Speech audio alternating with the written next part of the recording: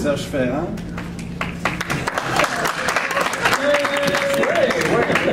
Serge Ferrand qu'on a lu parce qu'il a fait le lettrage et la traduction dans les comics Héritage, mais pas juste ça. Il a été associé aussi avec Québec Humour, Odyssée et sûrement plus récemment, vous avez entendu le nom de Serge Ferrand associé au Vaginocrate. Ouais. Qui a gagné un prix de l'humour. Hein? Il a gagné un prix de l'humour. 98, 99? Ouais, j'ai gagné le prix de l'humour, et puis après ça, c'était des documentaires. À côté, pesant 300 livres et mesurant 7 pieds 2. C'est ça. C'est Raymond Parent. Grande jambe, c'est ça. Oui, c'est ça. Raymond Parent, ça c'est une couverture qui a quand même fait, qui a marqué son époque. Fait que Raymond est celui qui a aussi contribué.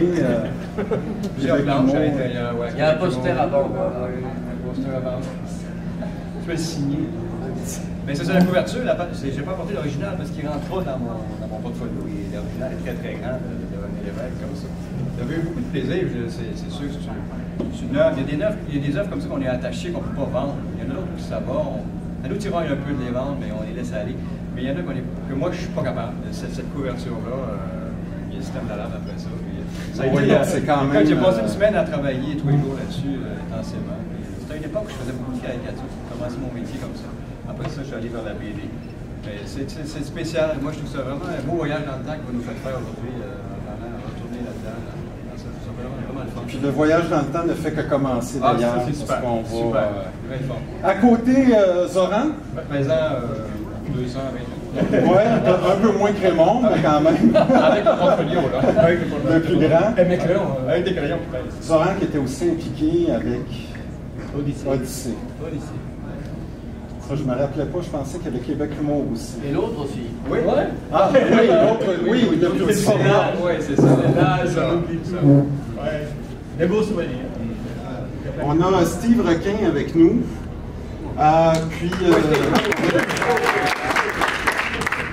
Puis Steve se distingue parce que bon, tu as fait des fanzines, des choses comme ça, si je ne me trompe pas. Exactement. Mais plus récemment, ça c'est vraiment chouette comme idée. C'est frais ça sort de l'imprimerie depuis une semaine, je pense. Exactement. Alors, c'est un recueil de bloopers, de mauvaises traductions, de cochoncetés accidentelles qu'on peut retrouver dans les versions françaises des comics Héritage, autant du super-héros que du archi. Alors, j'ai d'abord commencé par en faire une page web, puis maintenant c'est sous forme imprimée. C'est le numéro 1, j'ai assez de matériel pour 5 numéros. Alors, Eh mon Dieu! Hey Steve, je suis dedans dans les conneries qu'on a fait. dans le numéro 3. On voit même que le numéro 3, c'est un spécial Ferrand. Il est fait comme ça. Mais vraiment très intéressant. Je n'ai pas fini de lire, mais je me suis empressé de le feuilleter tout à l'heure. Puis j'ai très hâte de prendre le temps de le lire. Rosan Fontaine, que tout le monde connaissait déjà. Et moi-même, Jean-François Hébert, on a eu le plaisir de travailler ensemble pour la production du guide des comics Héritage que la plupart connaissent aussi déjà. Donc la première édition est sortie en 2010, il y a 5 ans, et cet été pour souligner les 5 ans, puis en même temps parce qu'on avait envie d'avoir une version cartonnée. On a finalement fini par sortir une version cartonnée, numérotée à 80 exemplaires.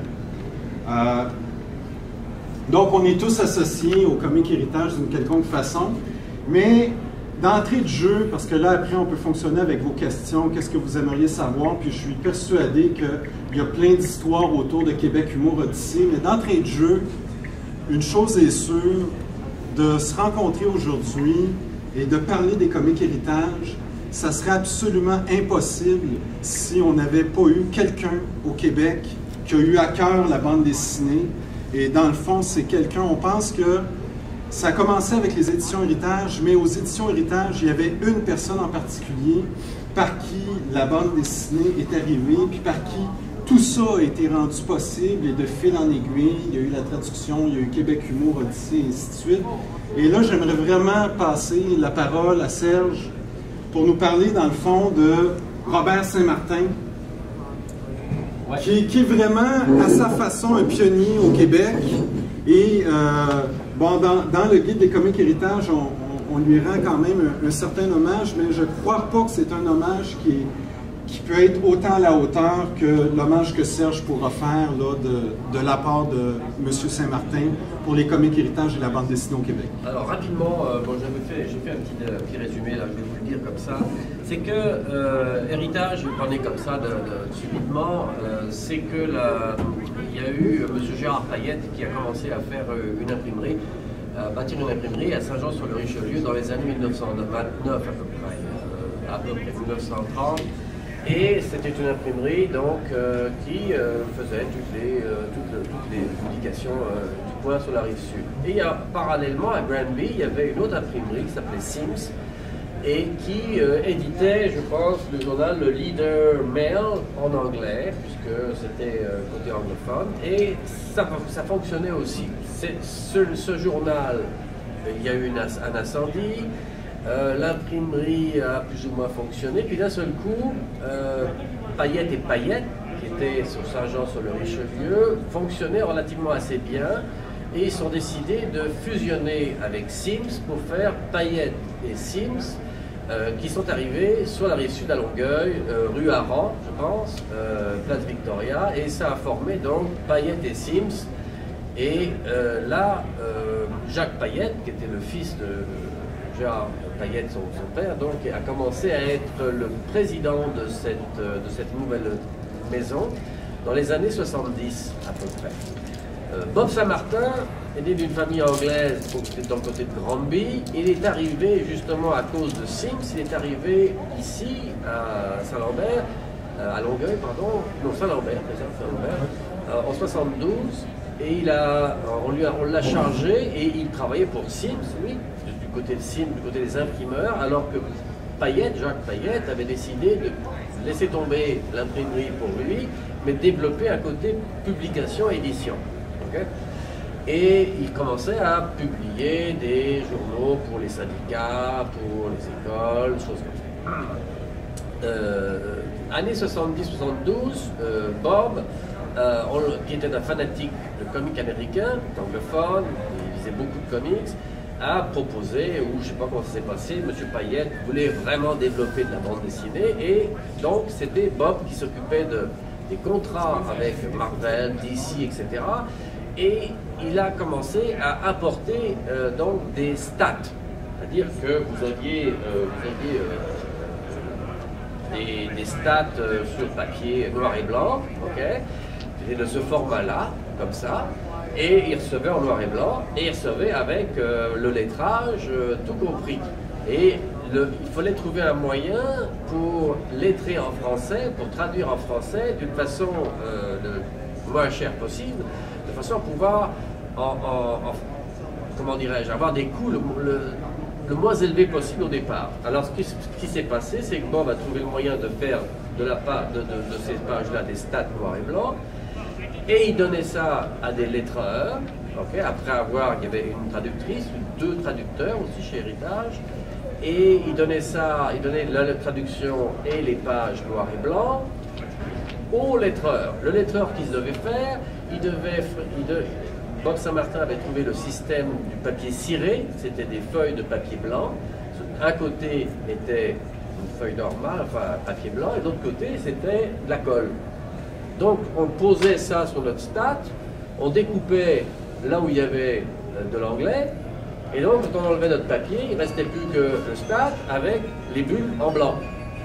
Et nous, notre travail en tant que lettreur, c'était de lettrer à la main, tout ça. Okay? Mais le problème, je ne sais pas si ça Steve le sait aussi, c'est qu'une planche réelle, originale de bande dessinée, c'est cette taille-là.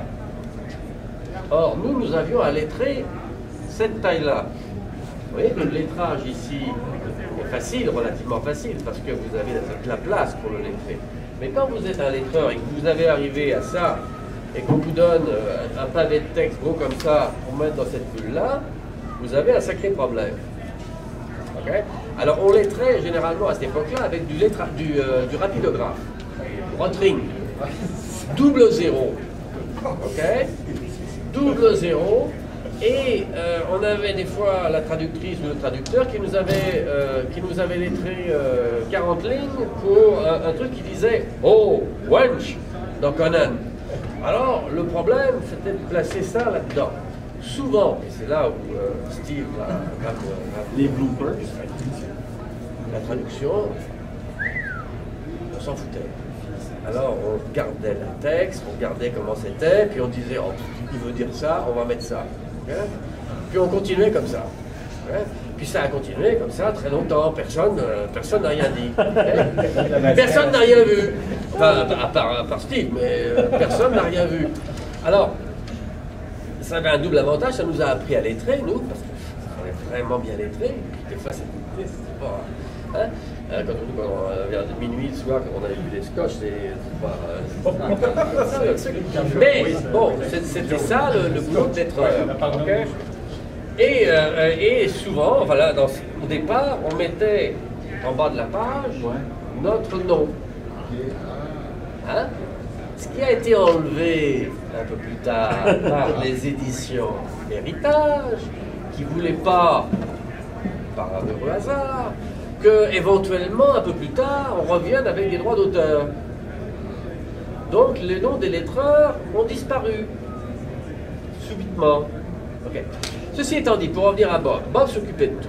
Bob s'est occupé de tout l'arrivage des BD, toute la traduction, on était 4-5, il y avait Robert Schoolcraft, il y avait moi, il y avait... Est-ce que Rosaire, t'en as fait des lettrages?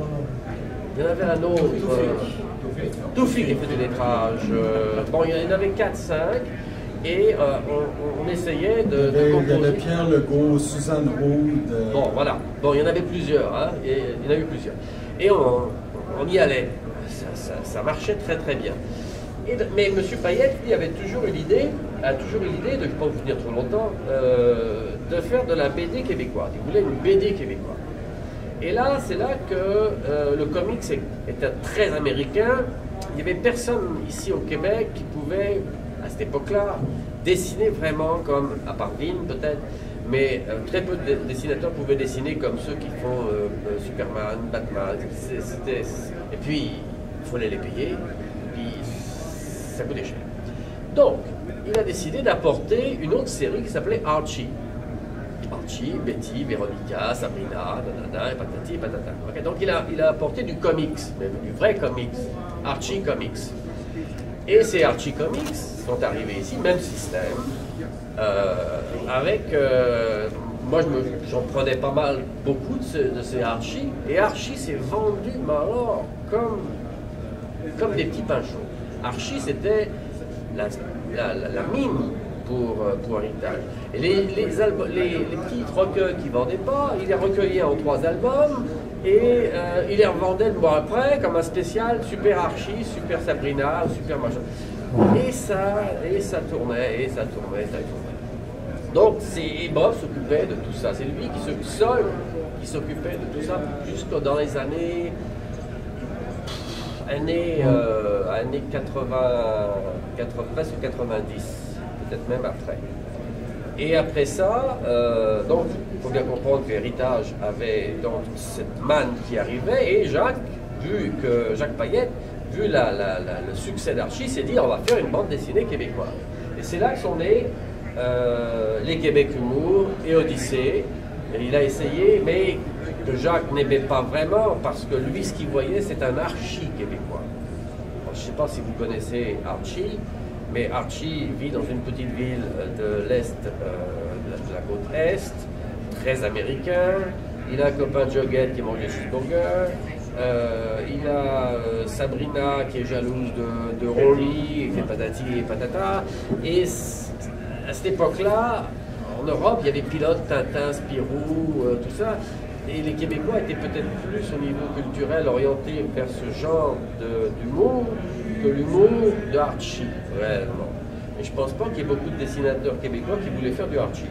J'en ai pas connu à cette époque-là, peut-être qu'il y en avait, mais en tout cas, ça ne s'est pas fait.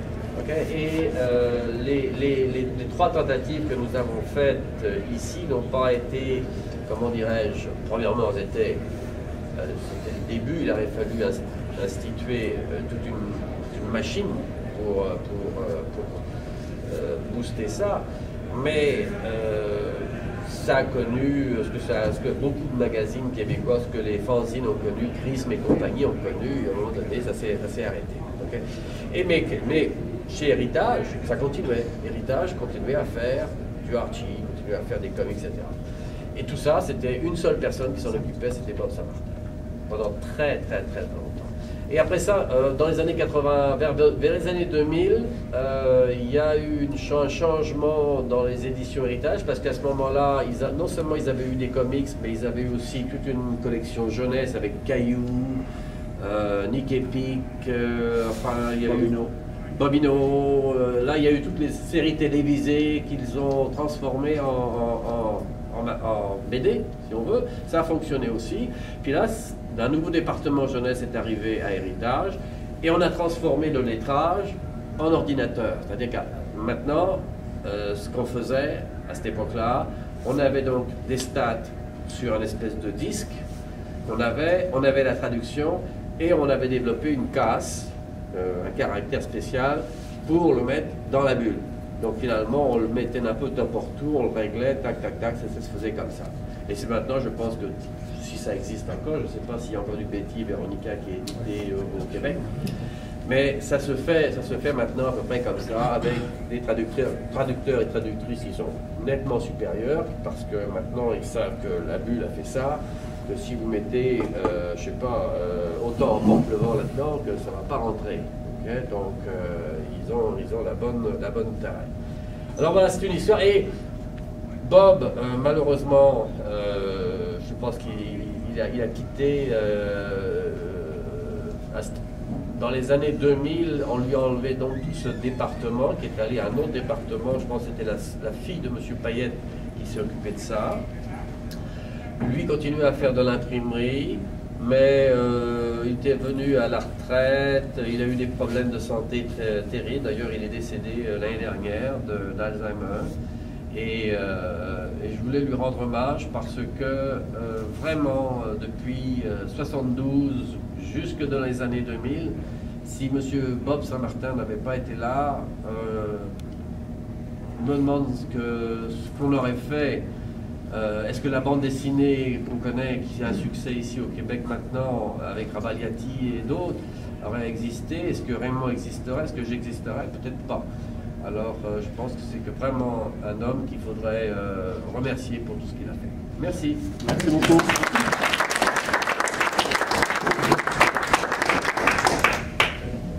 Si on allait un peu je ne sais pas pour vous, mais moi j'aurais envie d'en savoir un peu davantage sur ce qui a entouré la production de Québec Humour, Odyssée. C'est quand même des BD qui sont difficiles à trouver. Québec Humour, j'ai pas l'impression que ça a connu une grande distribution. Même chose pour Odyssée. Aussi, Odyssée, on en a un à grand format, puis là, whoop, il y a eu une cure minceur pour l'autre. Je me rappelle, Québec Humour, je ne sais pas si tu te souviens, Serge, on avait des réunions chez Sproutcraft. Sproutcraft, c'est un des collaborateurs de Québec Humour, Robert Sproutcraft. On avait des réunions chez lui sur la Rive-Sud, on était toute une gang autour de la table, dont Henri Desclés. Parce que, est-ce que c'est Henri Desclés qui a initié ça? C'est lui, je pense que c'est Henri Desclés qui a eu l'idée, parce qu'à l'époque, il travaillait chez Héritage. Alors, Henri Desclés, il faut savoir qu'Henri Desclés, c'est un ancien rédacteur en chef du magazine Tintin. Tintin, c'est ça, okay. C'est ça. Qui a décidé d'émigrer ici dans les années 76. C'est un Belge, il naît de Bruxelles. Okay. Et M. Payette l'a embauché pour, justement, parce qu'il croyait à la bande dessinée au Québec, M. Payette, il l'a embauché pour la bande dessinée ici au Québec. C'est Henri Desclés qui a initié ce projet de Québec Humour. Moi, il m'avait appelé, tu t'as appelé toi aussi, puis réuni comme une gang de dessinateurs. Puis là, il s'est dit, on va créer un numéro spécial d'humour. Moi, il y avait mon humour, il y avait mes gags. Chaque fois que Desclés voyait mes dessins, il pouffait de rire, il y avait bien ça. Fait qu'il dit, toi, je veux t'avoir dans Québec Humour. Puis c'est là qu'il m'avait commandé la caricature de l'évêque à ce moment-là. Fait que là, je me suis dit, bon, OK, je vais retrousser mes manches, puis je vais faire ça. Fait que j'ai fait la caricature de l'évêque, plus des planches à l'intérieur. Parce que moi, j'étais à cheval entre la caricature et la BD, comme je disais tantôt. Mais c'est ça, c'est comme À l'époque, c'est sûr que c'est un reflet des émissions de télé qu'il y avait à l'époque. C'est ça qui est spécial comme voyage dans le temps, parce que ça n'existe plus. L'émission Les Bergers, c'était qui jouait là-dedans? Monsieur les acteurs qui jouaient là-dedans, ils sont tous décédés aujourd'hui. En tout cas, c'était un reflet de ça. C'était des pastiches de ces émissions-là.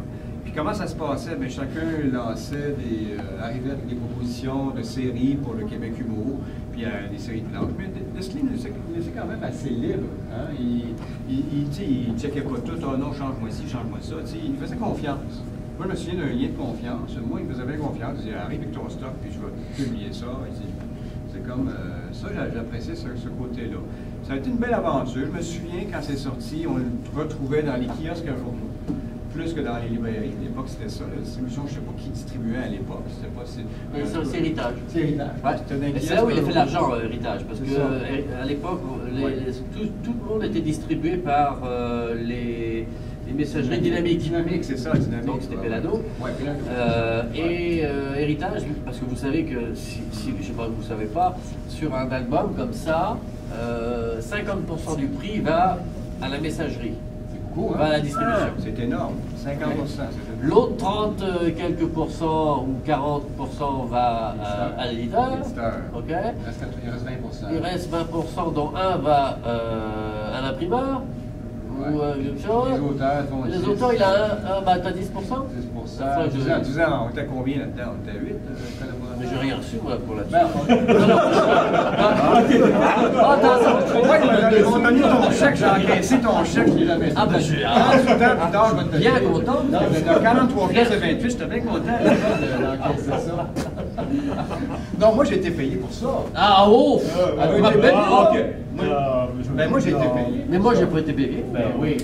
On travaille pour la toi, non, oui, mais bon, j'ai eu quelques piastres pour ça. C'est pas énorme, là, mais on a été reçu d'avoir été payé pour ça. Non, je n'avais pas boire un café. On a reçu d'avoir reçu une feuille, on était les 7-8 collaborateurs, puis avec le pourcentage de chacun. Tu vois, il se souvient bien. Tu as dû avoir de l'argent pour ça, peut-être que tu t'en souviens plus. $1.50. La feuille. Je me souviens, puis j'ai vu ton nom, c'est marqué qu'il y avait là, on était payé par l'âge ou quoi? Là, tu me. Pour l'ensemble. Là, peut-être. Mettons, Mais ça ne devait pas être grand-chose, hein. Ça ne devait pas. J'ai vendu une maison avec ça, hein. Oui. Ah non, c'était des pinottes, on s'entend, c'est des pinottes. Tu sais, on a travaillé comme des fous là-dessus pour des pinottes. Mais c'est parce que c'était une vitrine en même temps, ça nous lançait, on y croyait, tu sais, c'était quelque chose de. On était bien contents. On était un bon team, on a une bonne équipe, on avait du fun ensemble. Puis, mais ça s'est arrêté là. Moi, je pensais qu'il y avait une suite à Québec Humour, je pensais qu'il y avait un deuxième numéro. Mais Tout le monde. Tu sais, tout le monde pensait ça, parce que. Surtout quand c'est écrit gag, humour, gaieté. Oui, c'est ça. Mais je crois que quelque part, les deux numéros d'Odyssée, c'est un peu comme. Ils ont été publiés après la publication de Québec Humour. Peut-être que c'est ça, dans le fond, la suite que vous allez faire. Effectivement. Oui, mais c'était pas la même chose. C'était beaucoup plus Robert Schoolcraft qui a poussé vers les comics américains. Là-dedans, c'était des dessins réalistes, des histoires à la pilote, un peu. Exact. La science-fiction, à l'époque, c'était fantastique. Mais moi, je trouvais ça exceptionnel et je pense que qui a continué dans le même, c'était le magazine Crow. Ah ben oui, Crow, qui était là pendant 15 ans, qui ont pris la relève. Mais je pense qu'ils étaient inspirés. Oui, c'est possible. Et ils ont fait un très bon boulot après. Oh, ils ont une bonne équipe qui ont fait ça. C'était un coup de ça. Mais ça, je pense, ça a déclenché. Oui, ça a eu un impact. Les gens en parlaient. Et ça fait rire. Oui, c'est ça. Puis ça a été une belle vitrine pour nous autres. On s'est fait quand même voir. Avec par curiosité, M. Parent, j'ai vu il y a un magazine qui a été publié pas longtemps après la publication de Québec Humour qui s'appelait Le Petit Rire. Oui, ça c'était Desli qui avait lancé ça. Ça c'était Desli. Desli, Petit Rire. Parce qu'il y a ces caricatures-là dans le genre vraiment comme celle de René Lévesque. Je crois que vous avez effectué d'autres caricatures de politiciens pour cette revue. Oui, pour le Petit Rire Industrie. Puis c'était la vie de Claude Ryan, du petit Claude Ryan, c'était son enfance. Donc c'était une série que je faisais là-dessus, l'enfance de Claude Ryan, dans le Petit Rire Industrie. J'ai encore des planches de ça d'ailleurs. Mais Petit Rire, ça n'a pas duré longtemps. Non, peut-être 5-6 numéros. Je crois que j'en ai 4. Ah, c'est ça. Mais c'était bien aussi. Oui, avec les moyens qu'il y avait à l'époque. Mais c'était Héritage qui imprimait ça, me semble. C'est Desli qui a dirigé, mais c'est les éditions Héritage. Oui, c'est ça. C'est qui lançait ça. Puis c'est Desli qui avait parti ça aussi. C'est ça. Oui, je me souviens. Toufik était là-dedans aussi. Toufik faisait le montage de ça, je pense. Toufik. Puis qu'il a un montage de maison de Nestlé en fait. Oui, il travaillait. Oui, c'est ça. Il faisait beaucoup de montage sur son magazine présent qu'il avait à l'époque. Ça s'appelait Le Passé. Oui. Il a eu 2 numéros, je pense. Ah, j'ai fait un numéro sur l'armée québécoise, et puis après ça, c'était fini. Peut-être qu'ils avaient pas. Ils plantaient des affaires qui s'arrêtaient tout de suite. Oui, c'est ça. C'est souvent ça. Mais c'était une belle expérience, une belle époque. On ne vous racontera pas notre première rencontre avec Claude Ryan dans son bureau. Avec Claude Ryan. Ah oui. Ah, Tu me rappelles des souvenirs, toi, là. pourquoi on était allé voir Claude Ryan? Non, parce que Robert Schoolcraft était libéral. Très libéral. Exclusivement libéral. Extrêmement libéral. Et donc, le Parti libéral voulait. C'était l'évêque. Mais, c'est-à-dire, il cherchait des dessinateurs pour faire une revue pour le Parti libéral pour les élections. Oui, pour les élections. C'est une promo, quand même. Et Schoolcraft avait réussi à nous avoir une autre revue avec en personne Claude Ryan. Ouais. Et là, on arrive, les trois, avec nos portfolios. Et il y a quelqu'un qui nous dit, voilà, M. Ryan va venir dans 5 minutes, qu'est-ce que je peux vous offrir? Quelque chose. Alors là, il nous offre un espèce de café. Espèce de café. Une espèce. Qui sort vraiment là. C'était vraiment horrible. Et là, tout le monde était Action Café. Schoolcraft l'a bu. Lui, il l'a bu, je pense. Et nous, on l'a pas bu. Et on ne savait pas. C'était un bureau qui était grand comme ça. Brian était là, nous on était là. Enfin, il n'était pas encore là, il arrivait. Et alors, bon, il y a un bureau, et puis j'ai dit, qu'est-ce qu'on fait avec ça? On va pas le mettre. Alors, on a ouvert l'un des tiroirs qui était vide, et on a mis nos cafés dedans. Mais malheureusement, on a oublié de fermer le tiroir complètement. Alors, donc, quand Claude Ryan est arrivé, il comment ça va, les gars? Les cafés. Les cafés qui pissent dans le bureau, et nous on est devant, là, puis on regarde, devant son bureau, et lui est en train de nous. J'ai même rien vu, j'ai rien vu. J'ai même pas entendu ce qu'il m'a demandé. On a couru pour partir, on lui a dit oui, merci beaucoup, oui, c'était sympa, oui, merci, au revoir, oui, monsieur Ryan, on va se revoir. Ministre de l'Éducation. C'était un coup de terrorisme. Oui, c'est ça. C'était un coup d'État. Les premiers coups de terrorisme. On n'a pas fait de dessin. Je ne sais pas pourquoi, d'ailleurs, il n'a jamais rappelé. C'est des humoristes. C'est à peu près ça. C'est juste Schoolcraft qui a eu le contrat. Oui, mais on l'a vu en personne. Les caricatures, il n'y a pas beaucoup de changements sur les caricatures. C'est quasiment tout Carrément, lui. tu fais un portrait réaliste. Ah oui, à l'extérieur de la caricature. C'est incroyable. À cause du café. Si vous permettez, j'aimerais ça donner un peu la parole à Steve. Qu'est-ce qui fait que... Parce que t'es quand même... Excuse-moi, je vais le dire de même, là, comme on se connaît depuis à peu près 1h30 environ. Fait qu'on est rendu intime. Ami d'enfance. C'est ça, tu sais, mais t'es quand même une drôle de bébite. On va se dire comme ça, tu sais. Non, mais c'est des heures et des heures pour aller chercher tous les bloopers.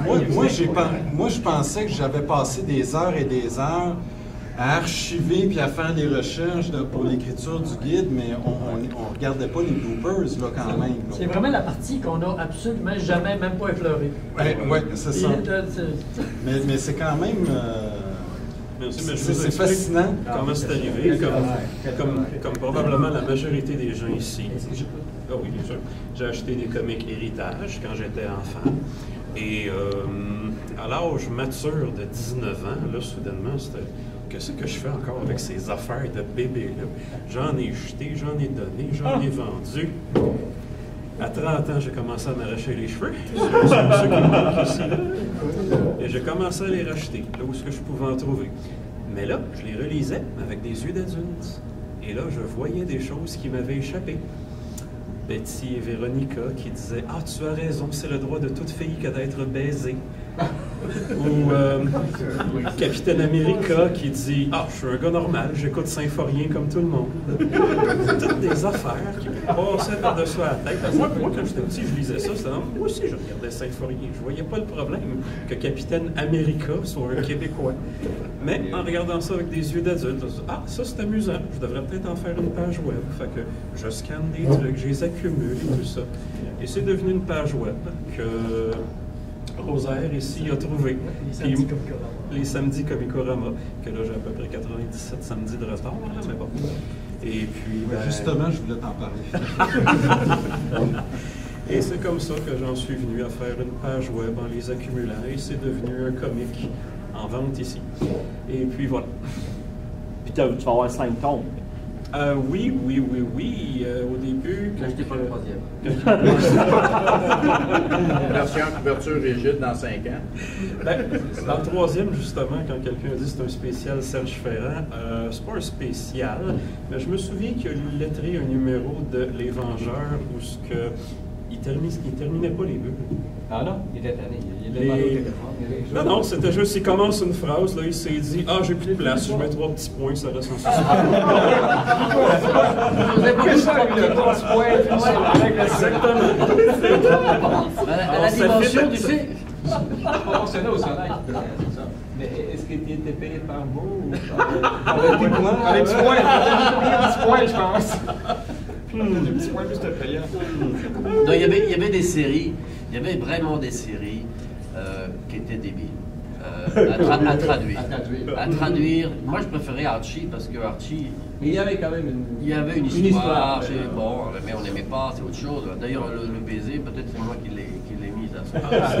Mais ceci étant dit, il y y avait des histoires, bon, les Avengers, à mon avis, ou les Fantastic Four, moi, j'avais du mal, ok? Superman, Batman, Conan. Conan.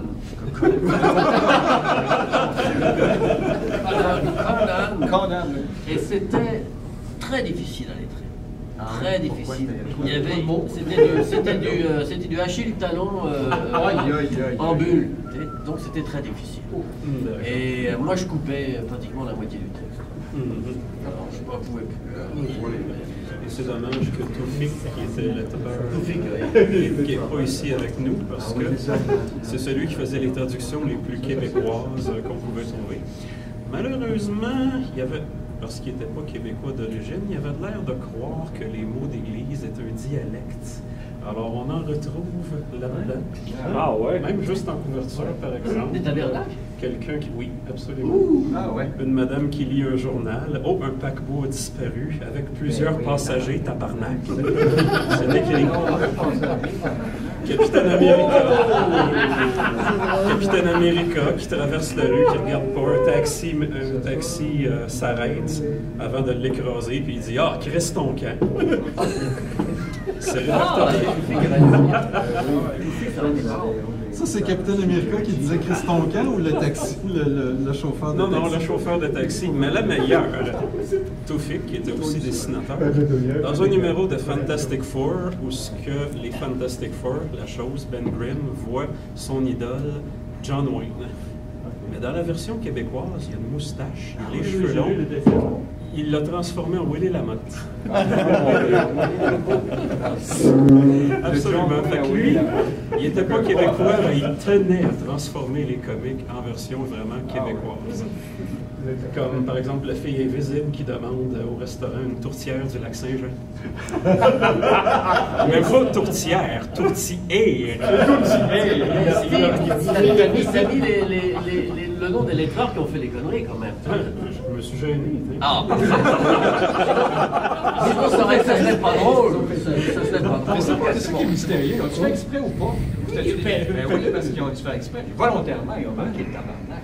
Mais des fois, je suis convaincu qu'il y a des lapsus aussi là-dedans. Oui, c'est comme, ouais, on regarde sur la oui. couverture, Oui. on regarde un personnage qui parle à Wonder Woman, tout ça, puis il appelle Wonder Woman. Oui. Quelque part, tu te dis, c'est parce qu'il pensait à d'autres choses. Oui, c'est ça. Il est extrêmement distrait, mais non, c'est ça. Mais tu sais, Rosaire, passer 8 heures À pencher là-dessus. sur une table lumineuse à bloquer masquer toutes les bulles. Les synapses, c'est demandé, là, Après ça, tu es obligé de le laisser parce que ta table lumineuse. J'imagine qu'il y avait un travail un peu sous pression à l'occasion. Des fois, il y avait un deadline, il fallait que ce soit prêt absolument le lendemain matin. Tu avais un coup de téléphone de Bob qui te disait, moi, ça doit rentrer demain parce que l'imprimerie, ça commence vendredi, tu comprends, et puis on fait en fin de semaine, et que lundi, c'est sur les marchés. C'est ça. D'où ça explique pourquoi ça a été coupé. D'où les pointillés. C'est ça. Et d'où les tabernacles. Oui, tabernacle. Ça fait 8 ans qu'il est là. Non, je l'écris là. Christ ton camp. Mais, Pas de faire foutre. Dans le contexte, ça se comprend. Ta pression. Ah, mais tu as dit que tu faisais des Fantastic Four, donc c'est peut-être toi qu'on doit. Il y a une bataille dans un numéro de Fantastic Four où la chose se bat contre Sandman, l'homme de sable, et après avoir reçu un coup, il dit « Ah, ta mère est une salope! » C'est mon style, ça! C'est mon style, ça! C'est mon style, ça! J'étais jeune, je lisais ça, je voyais rien de spécial, mes voisins se parlaient de même. Mais c'est plus tard quand on se rend compte de ça. Ces gens-là ne devaient pas s'imaginer que 30 à 40 ans plus tard, quelqu'un irait chercher tout ça pour l'étaler publiquement. mais j'ai une question. Comment ça? On n'avait pas, mettons, de la censure, nous autres, au Québec, pour ce genre de choses-là? Parce que c'est étonnant. Je me pose cette question. Dans les années 70, au Québec, là, on pouvait, quand on pense là, en parallèle aux bandes dessinées Héritage, tout ça, il y avait les petits formats Elvie France, les petites bandes dessinées pour adultes comme Zara, puis Jacula, tout ça. Puis, m'avantage pas bien à dire ça, mais à l'âge de 13 ans, je pouvais acheter ça n'importe où sans aucun problème, même s'il y avait des seins nus sur les couvertures. Puis, il n'y avait aucune censure. Il n'y avait rien, aucun contrôle qui était effectué sur les bandes dessinées destinées à la jeunesse au Québec à cette époque-là. J'ai l'impression, à vous écouter, parce que je ne comprenais pas pourquoi techniquement vous travailliez à 100%, alors que ça aurait été tellement plus simple de faire un agrandissement à 200% lettré. Mais j'ai l'impression que tout était fait dans l'urgence, donc pas de travail de supervision au niveau vérification, voir les textes, voir s'il y a des coquilles ou des choses comme ça qui se glissaient. C'est surtout qu'il n'y avait pas de moyens, je crois. Il n'y avait pas d'argent qui était... L'autre chose aussi, c'est qu'au Québec, comparativement en France, la loi sur la censure était très sévère. Même qu'en France, contrairement aux bandes dessinées Héritage, les bandes dessinées Héritage étaient publiées telles quelles, ils n'étaient pas retouchées. Mais en France, à la même époque, dans les années 70, il y avait les Stranges qui étaient publiés. Et les Stranges, on ne pouvait pas publier n'importe quoi dans les Stranges parce que la loi sur la censure, et par exemple, les Fantastic Four étaient considérés par la loi sur la censure française trop néfastes pour la jeunesse française à cause de la chose.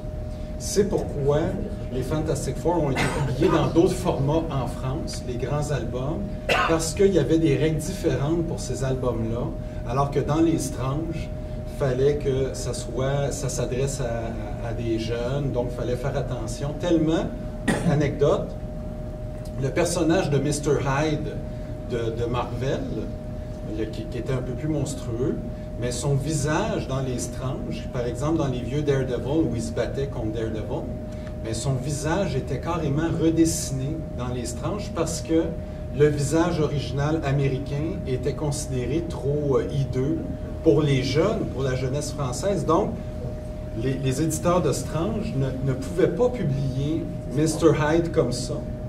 Et si vous comparez la version américaine, Héritage et Strange, mais la version Strange, le visage est carrément redessiné. Fait que Mr. Hyde a de l'air d'un monsieur...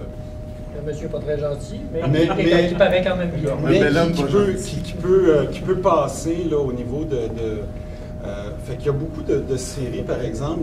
Les Éternels de Jack Kirby ont été publiés dans Strange, mais ont dû être arrêtés à cause de la loi sur la censure.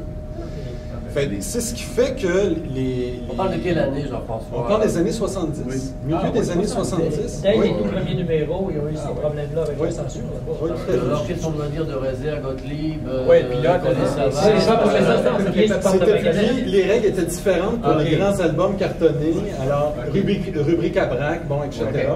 Les règles étaient vraiment différentes. Il y avait vraiment une loi pour les publications destinées à la jeunesse. Ça impliquait particulièrement les petits périodiques, les petites bandes dessinées. Parce que les super-héros, c'était la jeunesse. Exactement. C'était ça, exact. C'est vraiment encadré. Si on prend par exemple là, le matériel de Marvel Comics, ce que les éditions Luc publiaient, autant dans les publications Strange, avec Nova, puis Titan, tout ça, ça c'était des bandes dessinées en couleur, tout ça, qui était vraiment, ça passait vraiment dans les publications destinées à la jeunesse. Mais en parallèle à ça, il y avait les publications Aredi qui étaient publiées en noir et blanc, des petits formats de 200 pages, à peu près, Étrange Aventure et Eclipso, qui étaient en noir et blanc, c'était écrit bande dessinée adulte. C'était écrit ça sur la couverture, mais c'était quand même des histoires de Hulk et tout ça. Eux autres, ils n'étaient pas touchés par la censure à cause de la mention bande dessinée adulte et le format dans lequel ils étaient. C'est ça. Les planches étaient toutes redécoupées, tout ça, mais il n'y avait pas de censure en tant que telle. C'est pas le format. Alors que les Stranges étaient censurés. Puis d'ailleurs, il y a beaucoup de nos cousins français qui achetaient des bandes dessinées héritage, justement, même s'ils avaient les mêmes histoires, par exemple le Daredevil, il y avait les mêmes histoires essentiellement dans Strange, mais au moins la version héritage il n'avait pas été trafiqué, il n'avait pas été trafiqué. Oui. La période de Frank Miller, de Daredevil, il y avait des pages carrément qui étaient tronquées, qui étaient... Je crois qu'il y a même une partie, il y a une continuité. Il y a une continuité qui a été arrêtée. Il y a 7 numéros consécutifs qui n'ont absolument pas été traduits dans Daredevil, à cause qu'ils trouvaient que c'était trop... Les éditions Luc trouvaient que cette publication-là était trop violente. Ils ont privé les gens français de lecture. Même à notre âge. Je ne sais pas s'il y en a qui ont d'autres questions. On a fait le tour. Non, on a fait pas mal. C'est juste question que, tu sais, à un moment donné, dans les années 70, tu avais la fameuse photo. Tu sais, là, dans les comics héritage. Surveille ta photo. Surveille ta photo. Puis il y avait le fameux le Yum Yum, là, tu l'as dessiné justement. Oui. Ça brimait la couverture qui sont en coin. Là, tu voyons pourquoi. Je veux dire, ça doit être un gros marketing. J'imagine qu'il devait toucher beaucoup de sous à l'époque pour pouvoir afficher ça. Ce qu'il faut concevoir, c'est l'héritage rendu à cette période-là de publication, les ventes dégringolaient sur les bandes dessinées de super-héros. Les archives vendaient bien, mais les super-héros, à chaque mois, les chiffres d'affaires, ça baissait, tout ça. M. Saint-Martin, justement, Robert Saint-Martin, jouait avec, occasionnellement, il jouait avec les chiffres un peu, les ventes des archives, bon, ben, les archives vendaient très bien, pendant que les super-héros baissaient en popularité, les archives montaient en popularité. Fait que, puis il arrangeait un petit peu les chiffres pour faire en sorte que ça passe bien et qu'ils puissent continuer à publier, à traduire l'ensemble, autant les séries d'aventure que les séries archives. C'est vraiment grâce à cette personne-là si nos super-héros ont été publiés aussi longtemps, parce que c'est sûr et certain que si lui n'aurait pas été là pour garder l'œil... Ça serait arrêté en 84, probablement même avant. Ah oui. Mais dans le cas de ça, puis ces affaires-là de coupons, n'importe quel moyen, je crois, qu'il pouvait avoir, d'avoir un petit peu de financement, amener un peu d'argent à ces publications-là, il le prenait. Même l'annonce de piscine, là, en page centrale, qu'on a retrouvée dans la fin des années.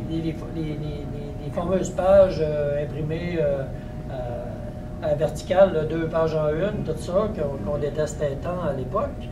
La seule et unique raison pourquoi c'est arrivé, ces choses-là, c'est parce que Robert Saint-Martin, dans le fond, les éditions Héritage ont cancellé les 3/4 de leur série en 1984. Il restait bien que 5 séries à publier.